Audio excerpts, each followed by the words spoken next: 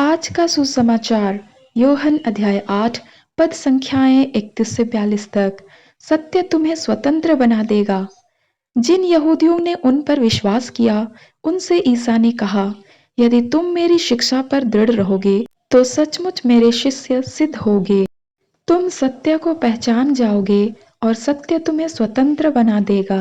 उन्होंने उत्तर दिया, हम इब्राहिम की संतान हैं, हम कभी किसी के दास नहीं रहे। आप यह क्या कहते हैं, तुम स्वतंत्र हो जाओगे?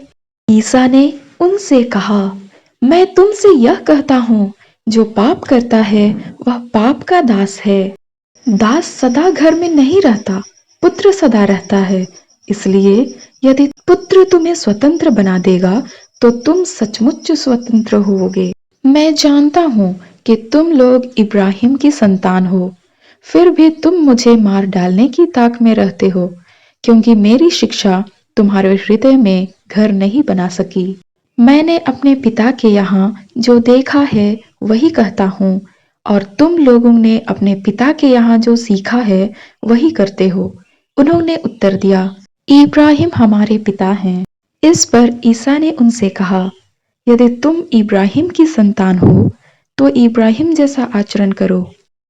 अब तो तुम मुझे इसलिए मार डालने की ताक में रहते हो कि मैंने जो सत्य ईश्वर से सुना वह तुम लोगों को बता दिया।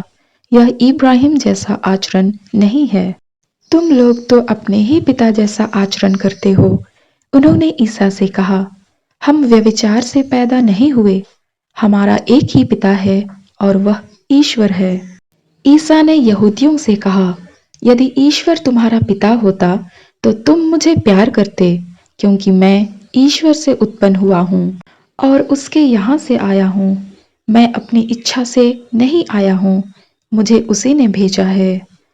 यह प्रभु यीशु का पवित्र सुसमाचार है।